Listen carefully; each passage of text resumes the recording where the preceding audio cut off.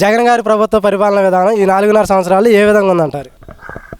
ఎక్కడ వేసిన గొంగలు అక్కడే, ఎక్కడ పనులు అక్కడే, ఎటువంటి అభివృద్ధి నోచుకోకుండా బటన్ నొక్కుడు కార్యక్రమంలో ఆయన పూర్తి స్థాయి చర్యలు తీసుకుంటూ అభివృద్ధి అనే దాన్ని పూర్తిగా నిర్లక్ష్యం చేస్తూ ఎటువంటి పనులు, ఎటువంటి అభివృద్ధి కార్యక్రమాలు జరగకుండా పూర్తిగా ఆంధ్రప్రదేశ్ని నిర్వీర్యం చేసే పరిస్థితికి తీసుకొచ్చారు.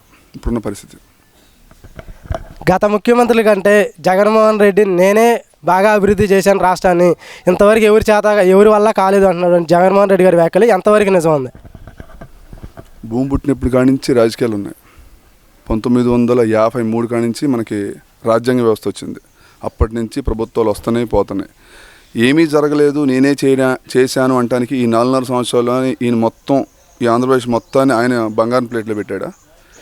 గత ప్రభుత్వంలో తెలుగుదేశం ప్రభుత్వం ఆల్రెడీ 15 సంవత్సరాలు పరిపాలించింది, కాంగ్రెస్ ప్రభుత్వం పరిపాలించింది. అసలు ఎటువంటి అభివృద్ధి జరగకుండానే మనకి ఇన్ని సంక్షేమ ఫలాలు, ఇన్ని రకాలైనటువంటి వనరులు, వసతులు ఈ ఒక్క ప్రభుత్వంలోనే తీసుకొచ్చాడా? ఈయన ఒక్కడే చేయగలిగాడా? అంతకుముందు ప్రభుత్వాలు ఏమీ చేయలేదా? అంటే ఇంతకుముందు జరిగిన ఏ ఒక్క పని కూడా ఈయన జరిగినట్టు కాదా? ఇప్పుడు మన ఉదాహరణ తీసుకుంటే మన ఆంధ్రప్రదేశ్లో 5 విమానాశ్రయాలు ఉన్నాయి. ఆయన వచ్చాక కట్టారా? అంతకుముందే కట్టారా? 4 పోర్ట్లు ఉన్నాయి. ఆయన వచ్చాక కట్టారా? ఎంతమంది కట్టారా? మనం ఆలోచించుకోవాల్సింది ఏంటంటే ఈయన వచ్చిన తర్వాత అభివృద్ధి ఎంతవరకు జరిగిందనే దాని మీద మనం మాట్లాడుకోవాలి. నేనే కట్టాను, నేనే చేశాను అనడానికి ఈయన ఒక్క ఉదాహరణ ఆయన చెప్పానండి. మేము జిల్లాకు ఎయిర్పోర్ట్ ఇస్తారని చెప్పేసి జగన్మోహన్ రెడ్డి గారు గతంలో వ్యాఖ్యలు చేశారు, అది ఎంతవరకు పూర్తయింది? నిన్న మా ఊరి మీద ఒక 4 విమానాలు గిరగిర తిరిగినాయి. మేము అనుకున్నాం సడన్గా మా ఊరికి ఎయిర్పోర్ట్ వచ్చేసిందేమో అనే ఫీలింగ్ మాకు కలిగింది. తీరా చూస్తే అది పేపర్ మీద మాత్రం రాయటం వరకు మాత్రమే జరిగింది. అది ఆచరణలోకి మాత్రం రాలేదు. ఆ జిల్లాకు ఒక ఎయిర్పోర్ట్ అనడానికి చంద్రబాబు నాయుడు గారు ఆల్రెడీ ఉన్న 5 ఎయిర్పోర్ట్లు కాకుండా కొత్తగా ఓర్వకల్లులో, కర్నూలులో ఒకటి ఏర్పాటు చేశారు. చిత్తూరులోని కుప్పంలో ఎయిర్ స్ట్రాప్ కూడా ఏర్పాటు చేశారు. అసలు వాటికి నిధులు ఇవ్వకుండా వాటిలో ఉన్నటువంటి నిధులు పెట్టి వాటిని కొంచెం డెవలప్ చేసుకోకుండా అట్లే వాటిని నిర్వీర్యం చేసి కొత్తగా ప్రతి జిల్లాకు ఒక ఎయిర్పోర్ట్ అంటున్నారు. అసలు ముందు మండల స్థాయిలో ఉన్నటువంటి బస్ స్టాండ్ని శుభ్రం చేసుకోవడానికి ఆయన ఎయిర్పోర్ట్ కట్టేందుకు గొప్ప. అసలు ముందు మన ఊర్లో ఉండే బస్ స్టాండ్ని, మనకుండే ప్లాట్ఫామ్స్ శుభ్రం చేసుకుంటే చాలు. అసలు ఇంకా ఎయిర్పోర్ట్ దాకా వెళ్ళారు ఆయన. కుప్పం అభివృద్ధి చంద్రబాబు చేత కాలేదు, జగన్మోహన్ రెడ్డి గారు అభివృద్ధి చేశారన్నటువంటి మంత్రి రోజా గారి వ్యాఖ్యలు ఎంతవరకు కరెక్ట్ అంటారు? కుప్పం అభివృద్ధి చంద్రబాబు నాయుడు గారు చేయలేదు, ఈయన జగన్మోహన్ రెడ్డి వచ్చాక జరిగింది. చాలా గొప్ప విషయం. అసలు కుప్పం అనే నియోజకవర్గం ఏర్పాటు జరిగినప్పుడు అసలు జగన్మోహన్ రెడ్డి ఎక్కడున్నాడు? ఆయన వయసు ఎంత అప్పుడు? ఈయన మొత్తం ఎలక్ట్ అయ్యి 4 సంవత్సరాలన్నర. కుప్పం అభివృద్ధి దాకా వెళ్తాం ఎందుకు? రోజా గారి గురించి అసలు ఆవిడ ఉన్నటువంటి నగర నియోజకవర్గం ఎంతవరకు బాగా అభివృద్ధి జరిగింది? కుప్పంలో చంద్రబాబు నాయుడు గారు దరిదాపు 40 సంవత్సరాల నుంచి రాజకీయం చేస్తూ ఆయన అక్కడ అభివృద్ధి చేస్తూ వచ్చాడు. ఈ రోజుకి కూడా కుప్పంలో చంద్రబాబు నాయుడు గారు గెలవడానికి కారణం అక్కడ ఆయన చేస్తున్న అభివృద్ధి. పులివెందుల్లో ఆయన అభివృద్ధి చేశాడా, కుప్పంలో అభివృద్ధి చేశాడా అనేది డిబేట్ పెట్టుకుంటే జనాలకు తెలుసు. పులివెందుల్లో తన సొంత నియోజకవర్గంలో బస్ స్టాండ్ కట్టడానికే 4 సంవత్సరాల పాటు దేకలేక కట్టగలిగాడు. మరి చంద్రబాబు నాయుడు గారు కుప్పం నియోజకవర్గం 40 సంవత్సరాలుగా ఆయన అంటి పెట్టుకోనండి. ప్రతి గ్రామం, ప్రతి మండలం, ప్రతి నియోజకవర్గంలో ప్రతి ఒక్కదాన్ని ఆయన అభివృద్ధి చేసిన తర్వాతనే కుప్పం ఇవాళ ఆ రాష్ట్రంలో కుప్పం అనగానే ఒక మోడల్. దాన్ని కుప్పం నియోజకవర్గం రోజా గారు అన్నట్టు చంద్రబాబు నాయుడు గారు చేయలేదు, జగన్మోహన్ రెడ్డి చేసిన మనం హాస్యాస్పదం. చంద్రగిరిలో ఓడిపోయిన చంద్రబాబు కుప్పం వెళ్ళారు అంటున్నటువంటి కొడాల నాని గారి వ్యాఖ్యలు ఎంతవరకు నిజం? నియోజకవర్గాలు మారుతూ ఉంటాయి. నియోజకవర్గాల పేర్లు కానీ దాని స్వరూపాలు మారినప్పుడు ఆటోమేటిక్గా కొంతమంది నియోజకవర్గాలు మార్చుకుంటుంటారు. చంద్రగిరి నుంచి కుప్పం వెళ్ళారు అంటే ఆ రోజున్న పరిస్థితుల్లో చంద్రగిరి నియోజకవర్గం నుంచి కుప్పం మారడానికి కారణం తన సొంత కాన్స్టిట్యున్సీ, తన సొంత ఊరు కాబట్టి కుప్పానికి ఆయన మారాడు. అది తప్పేం కాదు. ఇప్పుడు ప్రజెంట్ వచ్చేసి మా నియోజకవర్గం తీసుకుందాం, తిరువూరు నియోజకవర్గంలో ప్రజెంట్ రక్షణనిధి 2014, 2019 2 సార్లు నిలబడ్డాడు, గెలిచారు. మరి ఆయన ఎక్కడో పామర్ దగ్గర ఉన్న వల్లూరుపాలెం ఆయన ఊరు, సొంత ఊరు. మరి ఆయన రక్షణనిధి గారు ఇక్కడికి టికెట్ రావడం ఏంటి? ఇక్కడ ఇవ్వడం ఏంటి? ఇక్కడ ఏంటంటే రాజకీయ పరంగా ఎవరైనా మారచ్చు, ఎవరైనా చేసుకోవచ్చు. అందులోనూ సొంత కుప్పం అనేది చంద్రబాబు నాయుడు సొంత ఊరు. ఆయన అక్కడికి వెళ్ళడం తప్పులేదు. అది గుడివాళ్ళ నాని గారి అది ఆయన అనాలోచిత మాటలకి నిదర్శనం. అది అదేవిధంగా జగన్మోహన్ రెడ్డి గారు గత ఎన్నికల్లో హామీ ఇచ్చారు, ప్రతి ఏటా జాబ్ క్యాలెండర్ రిలీజ్ చేసి యువతని ఉద్యోగాలు కల్పించే బాధ్యత నాది అని చెప్పారు. అది ఎంతవరకు పూర్తి చేశారు? ఈ జనవరిలో ఆల్రెడీ క్యాలెండర్ వచ్చిందిగా, వచ్చేసింది ఆల్రెడీ క్యాలెండర్, మా ఇంటికి వచ్చింది. ఆయన ఇస్తానంది జాబ్ క్యాలెండర్, మాకు వచ్చింది సాక్షి క్యాలెండర్. ఆయన ప్రతిసారి కూడా ప్రతి జనవరికి ఏటా మెగా నోటిఫికేషన్ రిలీజ్ చేసి ప్రతి ఏటా జాబ్ క్యాలెండర్ రిలీజ్ చేస్తామని చెప్పి ఆయన మాట ఇవ్వటం మాత్రమే నిజం. ఆ తర్వాత అది ఆచరణలో మాత్రం రాలేదు. ప్రతి ఏటా క్యాలెండర్ వస్తుంది, బట్ ఆ క్యాలెండర్ ఏంటంటే మామూలు పత్రికల్లో వచ్చి ఆయన సాక్షి క్యాలెండర్ తప్పితే ఇంటికి వచ్చే యువతని, నిరుద్యోగులకి ఎటువంటి ఒక జాబు క్రియేట్ చేయలేని అసమర్థ ప్రభుత్వం జగన్ ప్రభుత్వం. జగన్మోహన్ రెడ్డి గారిని ఉద్దేశిస్తూ చంద్రబాబు నాయుడు గారు ఏ సభకి వెళ్ళినా సరే సైకో సైకో అని పిలుస్తున్నారు. అది అలా పిలవటం ఎంతవరకు కరెక్ట్ అంటారు? కరెక్టో కాదు మనం నిర్ణయించుకోవాల్సిన అవసరం ఏంటంటే, ఇవాళ 15 సంవత్సరాల పాటు ముఖ్యమంత్రిగా చేసిన వ్యక్తి నారా చంద్రబాబు నాయుడు గారిని, ప్రతిపక్ష నేతగా ఉన్న వ్యక్తిని, ఆయన వయసుని కూడా గౌరవించకుండా అక్రమ కేసులు బనాయించి 53 రోజుల పాటు జైల్లో పెట్టి తను ఆల్రెడీ 16 నెలలు జైల్లో ఉన్నాను అనే ఒక కక్షతో ఆ జైలు శిక్షలకి కారణం చంద్రబాబు నాయుడు గారిని అనాలోచిత నిర్ణయం. ఆయన మైండ్లో ఉన్నటువంటి ఆ విషయాల్ని దృష్టిలో పెట్టుకొని కాంగ్రెస్ ప్రభుత్వం చంద్రబాబు నాయుడు కలిసి కుట్రపన్నని జైల్లో పెట్టారనే ఒక రకమైనటువంటి విషయాన్ని మనసులో పెట్టుకొని ఎట్లాగైనా సరే నాకు ఆల్రెడీ నేను జైల్లోకి వెళ్ళొచ్చాను, చంద్రబాబు నాయుడు గారిని కూడా ఖచ్చితంగా జైల్లో పెట్టాల్సిందే అని చెప్పి ఒక రకమైనటువంటి మైండ్ సైకోయిజంతో ప్రవర్తించిన ఆ ప్రవర్తనకి నిదర్శనం 53 రోజుల పాటు ఆయన జైల్లో పెట్టడం. ఆ ప్రవర్తన ఒక్కరితోనే ఆయనకు ఆ బిరుదు సైకో అనే బిరుదు కరెక్ట్ అక్షర సత్యం. చంద్రబాబు నాయుడు అంటాలో తప్పేం లేదు, ఎందుకంటే ఆయన ఆ ఒక్క విషయంలోనే కాదు ప్రతి విషయంలోనూ తన ఆ ఇజాన్ని చూపించుకుంటున్నాడు. ఈ ఒక్క రంగం అనే కాదు, అన్ని రంగాల్లోనూ. ఇప్పుడు మనం ఉదాహరణ తీసుకుంటే విదేశీ విద్యను తీసుకుంటే ఆయన పేరు వచ్చేసి మన బిఆర్ అంబేద్కర్ గారి పేరు మీద ఆల్రెడీ గత ప్రభుత్వాలు విదేశీ విద్యను ఇచ్చింది. ఇప్పుడు ఈయన వెంటనే ఎలక్ట్ అయిన వెంటనే దాన్ని రూపుమాపు చేసి దాని నిధులు కూడా తగ్గించి ఆయన పేరు పెట్టుకున్నాడు, జగనన్న విదేశీ విద్య దీవెన. మనకి రాజ్యాంగం రచించిన అంబేద్కర్ ఎక్కడ? నిన్నగాక మొన్న ఎలక్ట్ అయిన జగన్మోహన్ రెడ్డి ఎక్కడ? దాంట్లోనే మనకు అర్థమవుతుందిగా. పేరు పెట్టుకోవడంలో కూడా తన మైండ్ సెట్ని మార్చుకోలేని విధానం ఉన్నాడంటే ఆ మైండ్లో ఉన్న విధానం బట్టి చంద్రబాబు నాయుడు గారు సైకో అని పేరు పెట్టడం తప్పే లేదు. అది మేము పూర్తిగా విశ్వసిస్తున్నాం. లోకేష్ గారు యువకాలం మొదలుపెట్టిన దగ్గర నుంచి ముగింపు వరకు కూడా రెడ్ బుక్ అనేది ఒకటి మెయింటైన్ చేస్తూ వచ్చారు. ఆ రెడ్ బుక్లో తప్పు చేసిన అధికారులు కానీ, అదేవిధంగా ఎమ్మెల్యేలు కానీ, మంత్రులు కానీ ఉన్నారని చెప్పేసి బెదిరిస్తున్నారు. అదేవిధంగా విజయసాయి రెడ్డి గారు ఈసీకి కూడా కంప్లైంట్ చేశారు రెడ్ బుక్ చూపించి. సిఐడి కూడా లోకేష్ గారి మీద సమన్లు జారీ చేశారు. ఇవన్నీ ఏ విధంగా వెళ్ళినాయి?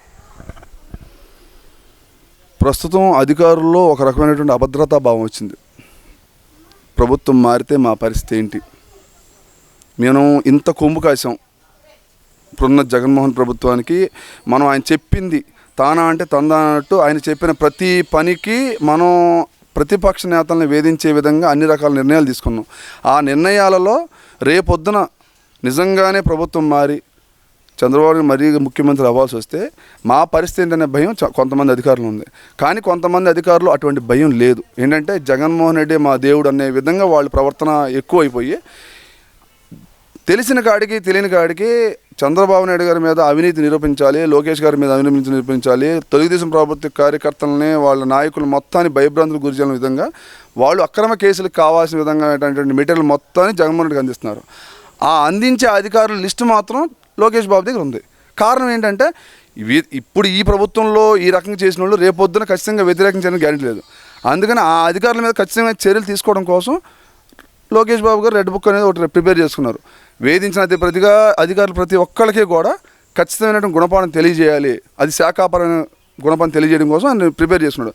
దాంట్లో ఎటువంటి తప్పలేదు. తప్పు చేస్తే స్కూల్లో పిల్లల్ని ఖచ్చితంగా టీచర్ దందిస్తాయి. అట్లాగే రేపొద్దున ఎలక్ట్ అయిన తర్వాత కంపల్సరీ ప్రభుత్వం మారిన తర్వాత నారా చంద్రబాబు నాయుడు గారు అవ్వచ్చు, లోకేష్ గారు అవ్వచ్చు, ఖచ్చితంగా వాళ్ళ పేరు మీద శాఖ చర్యలు తీసుకోవాల్సిందే. దాన్ని మేము పూర్తి మద్దతు ఇస్తాను.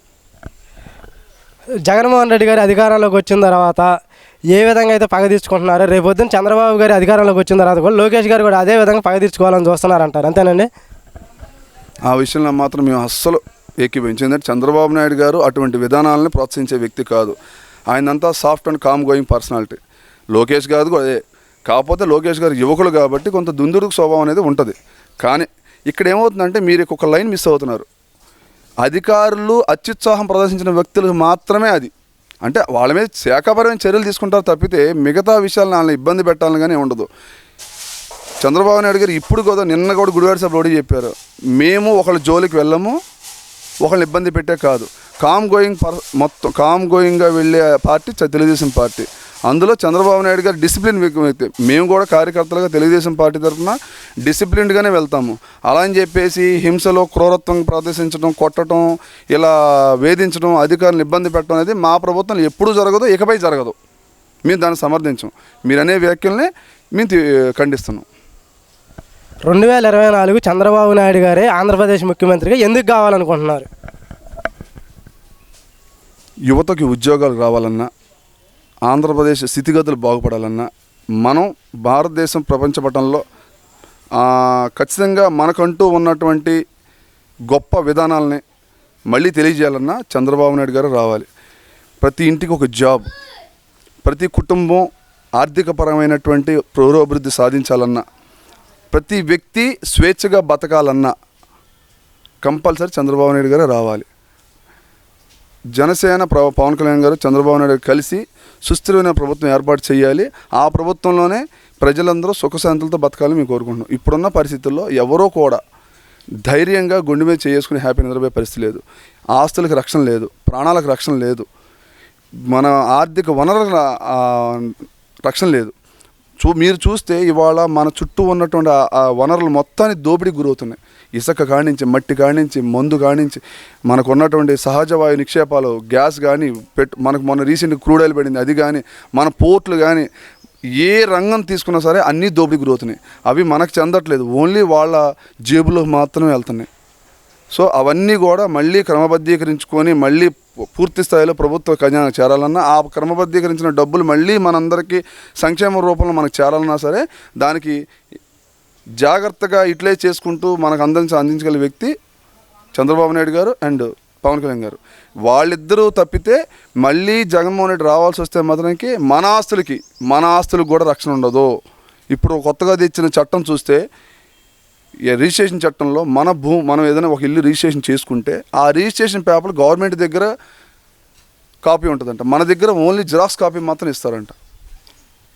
అది అసలు మన ఆస్తి, మనం సంపాదించుకున్న ఆస్తి, మన సొంత డబ్బులతో కొనుక్కున్న ఆస్తిని మన ఒరిజినల్ డాక్యుమెంట్లు గవర్నమెంట్ దగ్గర ఉంటామేంటి, దాని మీద వాళ్ళ ఫోటోలు ఉంటామేంటి, మన దగ్గర డూప్లికేట్ ఉంటామండి. ఈ ఒక్క ఉదాహరణ చాలదా మనం అంత ఎన్ని ఇబ్బందుల్లో ఉన్నామో, మన రాష్ట్రం ఎంత చికాకులో ఉందని చెప్పడానికి. పవన్ కళ్యాణ్ని కేవలం అవసరం కోసం మాత్రమే వాడుకుంటున్నారు అటువంటి వైసీపీ మంత్రుల వ్యాఖ్యలు ఎంతవరకు నిజం అంటారు? అది అబద్ధం అండి. పవన్ కళ్యాణ్ గారు చాలా గొప్ప వ్యక్తి. ఆయనకు ఉన్నటువంటి ప్రజాదరణ, ఫాలోయింగ్ విషయంలో ఎవరిని ఆయన తీసేయని పరిస్థితి. ఇవాళ మనం చూసుకుంటే తూర్పుగోదావరి, పశ్చిమ గోదావరి, ఈ బెల్ట్ అంతా చూసుకుంటే మొత్తం పవన్ కళ్యాణ్ గారు ఒక మేనియా ఉంది. ఆయన వాడుకుంటాము, ఆయన వాడుకొని వదిలేస్తాము, ఎన్ని మాటలో వాళ్ళు కావాలని చంద్రబాబు నాయుడు గారికి పవన్ కళ్యాణ్ మధ్యలో డిస్ప్యూట్ తేవడానికి చేసే ప్రయత్నాలు తప్పితే చంద్రబాబు నాయుడు గారు ఒక మనిషిని నమ్మాడు, ఒక మనిషి చంద్రబాబు నాయుడు గారు నమ్మారు అంటే అది ఎన్నటికీ దూరం పెట్టడం కానీ వాళ్ళని వాడుకొని వదిలేయడం కానీ ఎప్పటికీ జరగదు. పవన్ కళ్యాణ్ వ్యక్తి చిన్నపిల్లడేం కాదుగా, ఆయనకి ఆల్రెడీ వయసు ఉంది, ఎన్నో సినిమాలు చేశాడు, రాజకీయంగా దగ్గర 20 ఏళ్ల బట్టి రాజకీయాలు, ప్రత్యక్ష రాజకీయాలు 10 ఏళ్ళ నుంచి ఉన్నా, పరోక్ష రాజకీయాల్లో 20 ఏళ్ల బట్టి ఉంచున్నాడు. ఏ మనిషి ఎవరో ఏంటి అనేది ఆయనకి తెలుసు, మనం చిన్నపిల్లలు, మనం చెప్పడానికి చిన్నపిల్లలం కాదు. ఆయన చంద్రబాబు నాయుడు గారు జైల్లో ఉన్నప్పుడు వెంటనే బయట రాగానే, కలిసి వచ్చిన వెంటనే బలమైన నిర్ణయం ఆయన అక్కడే ప్రకటించాడు. అంటే ఆయన విధానం ఏంటో అప్పుడే మనం అర్థం చేసుకోవచ్చు. చంద్రబాబు నాయుడు నోటితో చెప్పాల, పవన్ కళ్యాణ్ గారు చెప్పారు చంద్రబాబు నాయుడుకి ఇవాళ మనం నిండగా నిలబడాలి అని చెప్పి. అంటే ఆయనకు కావాల్సింది రాష్ట్ర భవిష్యత్తు. సో పవన్ కళ్యాణ్ గారు, చంద్రబాబు నాయుడు గారు ఇద్దరు ఆలోచన విధానం ఒకటే.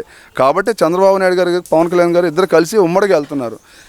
పవన్ కళ్యాణ్ గారిని తక్కువ చేశాము, పవన్ కళ్యాణ్ గారి విషయంలో మనం వాడుకొని వదిలేస్తామన్నమాట ముమ్మాటికి అబద్ధం. వాళ్ళు ఎప్పుడు కూడా చంద్రబాబు నాయుడు సమాన స్థానంలో వాళ్ళు ఉంటారు.